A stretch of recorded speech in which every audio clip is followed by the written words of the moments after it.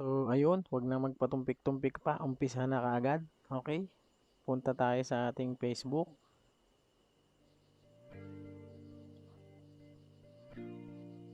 Okay, pindutin ito. Pumili ka lang ng video na gusto mong i-download. So, for example, ito. So, medyo maganda. Okay, for example, ito.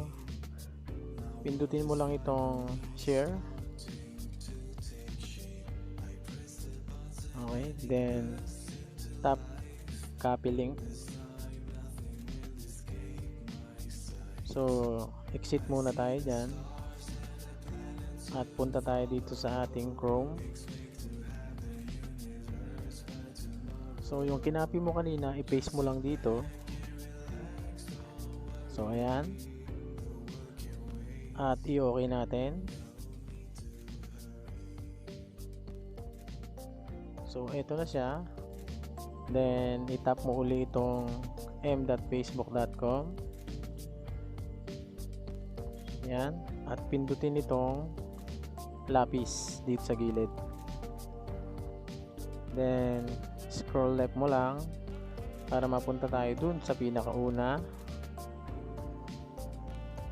So, ayan. Nakikita mo ba yung HTTPS? Tapos ganyan, m.facebook. So, punta ka dito sa M.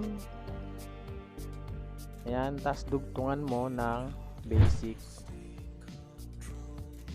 Okay. mbasic.facebook. So, i-okay mo na yan.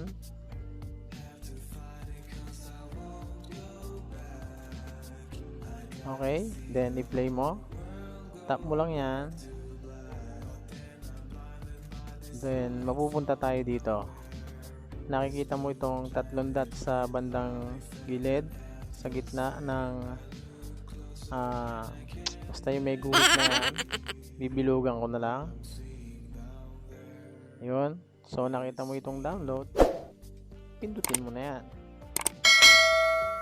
Okay, nakita mo ba siya dito? Nagpop-up siya. Nagda-download na siya, guys. Okay. Tingnan natin. Click mo lang yung details. So, ayan na siya. Malapit nang matapos. So, ayun. Na-download na siya. Okay. Tingnan natin kung na-download na. Punta tayo sa gallery. So, ayun na siya. Na-download na natin. Ayun. So, ganun lang kadali mag-download ng video sa Facebook. Okay, salamat. Kung nagustuhan mo ang video ito, paki-like na lang and share at huwag mong kalimutan na mag-subscribe sa aking YouTube channel. Okay, salamat sa pag-stay sa panonood. Thank you. One look in the mirror, don't like what I find.